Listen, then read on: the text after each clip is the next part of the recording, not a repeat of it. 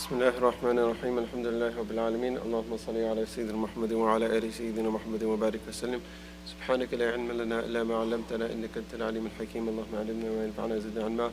Allahumma salli ala Sayyidina Muhammad wa ala ali Sayyidina Muhammad wa barik wa sallim. So while we're getting the presentation set up, inshallah, let's just review some of the dua that we did yesterday.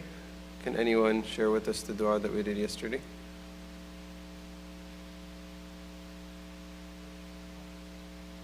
Yeah.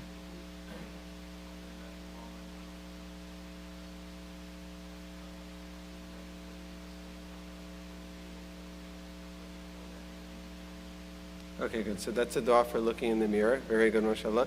I think that's the dua we did 2 days ago. It's still very good, mashallah. Very good that you knew that. Anyone else? Yeah.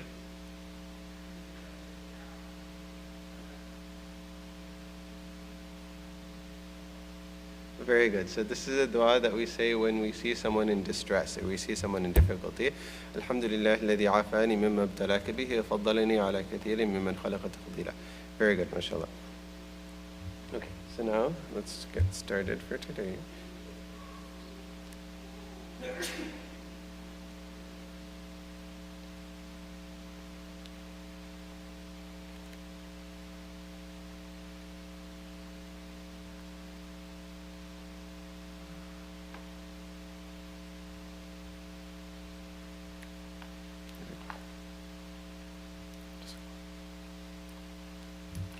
Okay, so Bismillah Rahman Rahim. So today's dua is very, very comprehensive.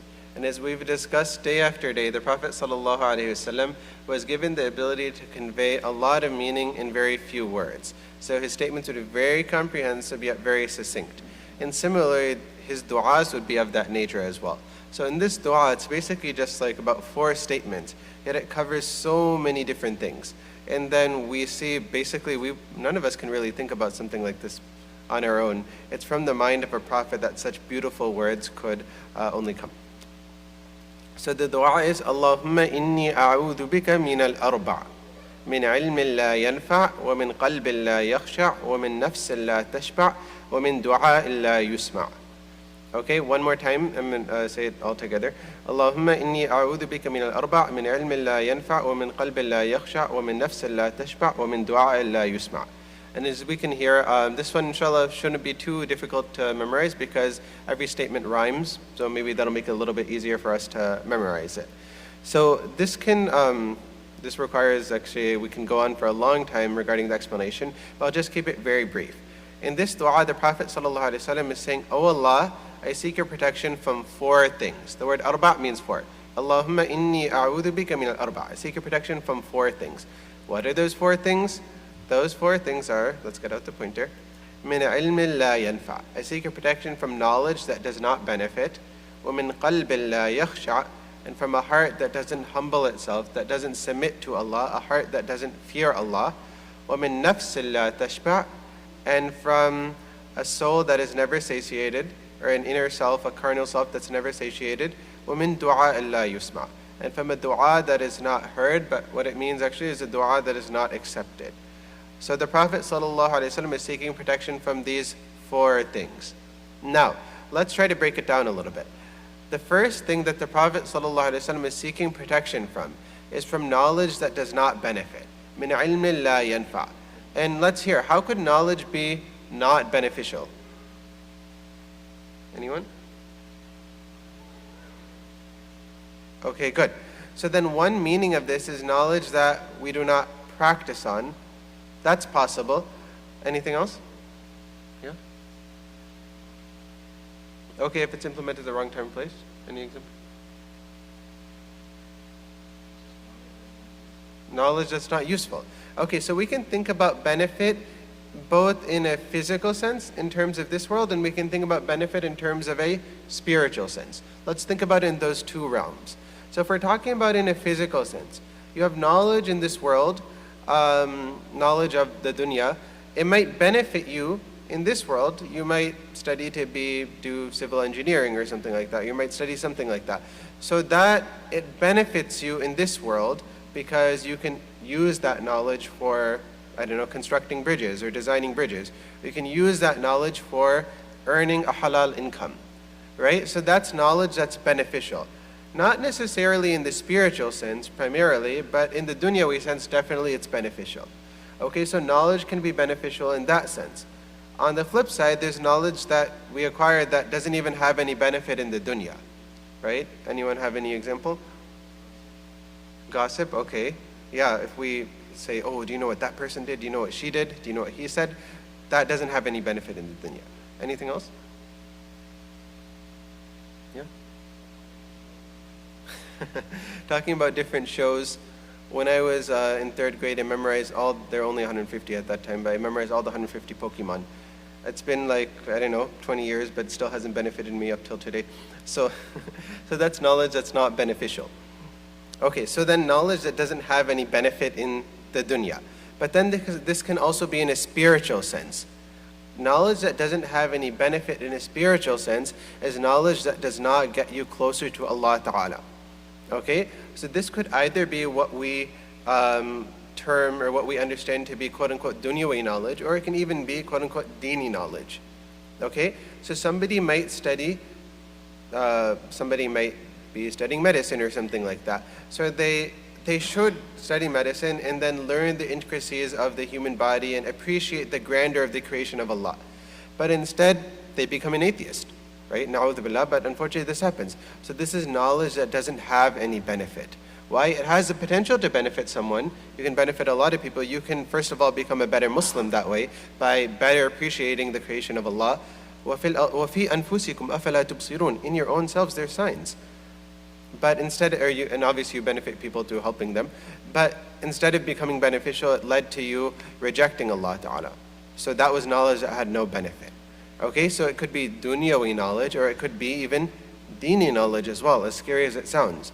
So somebody could be studying dini knowledge, aqidah, tafsir, fiqh, whatever, but it leads to the person becoming arrogant. We ask Allah Ta'ala's protection. So that's knowledge that did not benefit them. Or they have the knowledge, but they don't practice on it, and instead they become arrogant. So then, now to summarize a little bit, knowledge that does not benefit. So this could either be in a dunyawi sense, or it can be in a dini sense. In a dunyawi sense, it doesn't even have any benefit for you to earn an income or help anyone else. It could be knowledge like that. Or in a dini sense, knowledge that does not get you closer to Allah. Okay, regardless if that knowledge is colloquially understood to be dini or dunyawi. Do we understand that? Okay, so this breaks down into two categories, dunyawi and dini. Now, okay, we're just going to go a little bit fast. وَمِن قَلْبٍ لَا يَخْشَعُ. A heart that does not fear Allah. So the meaning of khushu' is fear of Allah, khawfun yujibu ta'zim. That fear that leads to having awe of the one that you're fearing, in this case Allah Ta'ala. So we seek protection from a heart that doesn't have fear. So we hear ayat of the Quran, we hear ayat that are scary, that warn us of different things, or we hear a very passionate bayan, but it doesn't affect us at all. So that's something that's very scary. That means a person's heart does not have any khushu'. Their heart could potentially be sealed. So we seek Allah Ta'ala's protection from that. وَمِن نَفْسٍ لَا تَشْبَعُ. From a soul that's never satiated. Okay, I think this sort of is self-explanatory. وَمِن دُعَاءٍ لَا يُسْمَعُ. And from a dua that is not heard or that is not accepted, that is not responded to. Now, what does this mean? Very briefly, I'll just discuss very briefly.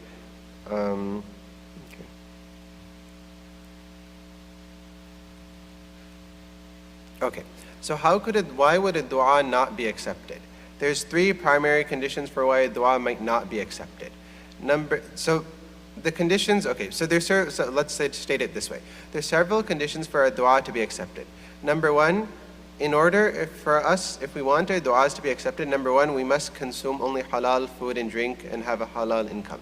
If somebody has a haram income, haram food and drink, then it might potentially lead to their du'as not being accepted. That's something that we don't want. We seek Allah Ta'ala's protection from that.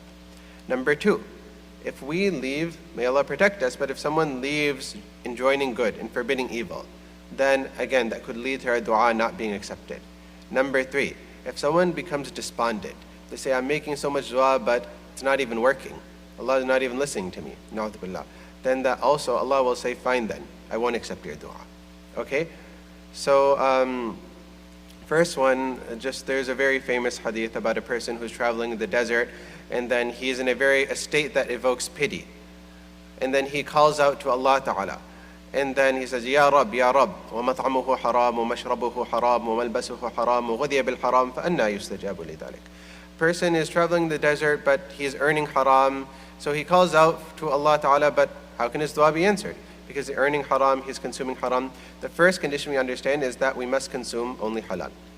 Number two, the hadith says that, this is a hadith in Tirmidhi, وَالَّذِي نَفْسِ بِيَدِهِ لَتَأْمُرُنَّ بِالْمَعْرُوفِ وَلَتَنْهَوُنَّ عَلَى الْمُنْكَرِ أَوْ لَيُوشِكَنَّ اللَّهُ أَنْ يَبْعَثَ عَلَيْكُمْ عِقَابًا مِنْهُ ثُمَّ تَدْعُونَهُ فَلَا يُسْتَجَابُ لَكُمْ. That the Prophet ﷺ said that by the one in whose hand my soul lies, either you continue to command good and forbid evil, or Allah will send a punishment upon you, and then you'll call Allah and He won't answer you. So we understand from this that another condition for the acceptance of dua is we must stick to amr bil ma'ruf and nahy anil munkar. If we forsake amr bil ma'ruf and nahy anil munkar, commanding, encouraging others to do good, then our duas might not be accepted. We ask Allah's protection. The last thing is that there's a hadith that says, it's in Bukhari, يُسْتَجَابُ لِأَحَدِكُمْ مَا لَمْ يَعْجَلْ يَقُولُ دَعَوْتُ فَلَمْ يُسْتَجَبْ لِي. That your dua will be responded to as long as you're not too hasty, as long as you don't want things to happen too quickly. How does that happen? You say, I'm making dua, it's not working. No one's listening to me. It's not being responded to. In that case, if we get exasperated when we're doing dua, then our dua will not be accepted, as the hadith of Bukhari and also the hadith of Muslim states. So when we make dua, we must constantly have hope that Allah Ta'ala will respond to me. Even if we're making dua for years, Allah Ta'ala can still respond to you, right? We shouldn't expect things to happen too quickly, too hastily. Yusuf alayhi salam, he saw a dream that the sun and the moon and 11 stars were prostrating to him. When did this happen? Did it actually manifest the next day or the next week? It took years, it took decades. So sometimes things don't happen so quickly, but we must be patient and just continue hoping from Allah, and Allah will definitely answer us. وَدُعُوا اللَّهَ وَأَنْتُمْ مُوقِنُونَ بِالْإِجَابَةِ. Okay, so today's explanation was a little bit long. I don't want to go too long, so what we'll do is we will just read the dua once or twice, and then we can finish memorizing it tomorrow, because I don't want to hold anyone up too long. Okay. I don't expect anyone to memorize it today. Allahumma inni a'udhu bika min al-arba' min ilmin la yanfa' wa min qalbin la yakhsha' wa min nafsin la tashba' wa min du'a'in la yusma'. Okay. Allahumma inni a'udhu bika min al-arba' min ilmin la yanfa' wa min qalbin la yakhsha' wa min nafsin la tashba' min du'a'in la yusma'. Now I'm going to say the whole thing together twice. Again, we're just familiarizing ourselves with the words, so then when we go home tonight, maybe it'll be easier for us to memorize on our own, and then tomorrow we'll spend the first few minutes doing this, inshallah. Allahumma, I'm going to say the whole thing together, then everyone repeat after me the whole thing. Allahumma inni a'udhu bika min al-arba' min ilmin la yanfa' wa min qalbin la yakhsha' wa min nafsin la tashba' wa min du'a'in la yusma'.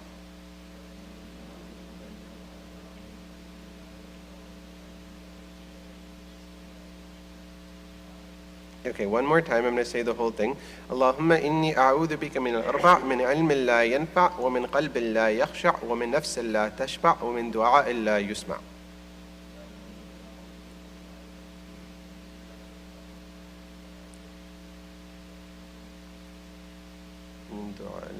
Okay, very good, mashallah. So we'll stop over here. Inshallah, we'll finish memorizing it tomorrow. If anyone wants to do so on your own, the PDF is online, as you guys all know, masjiddias.org/prophetic prayers. You can check it over there, inshallah, and then we'll finish memorizing it tomorrow. Is there anyone who's already memorized it and who wants to say it before we conclude?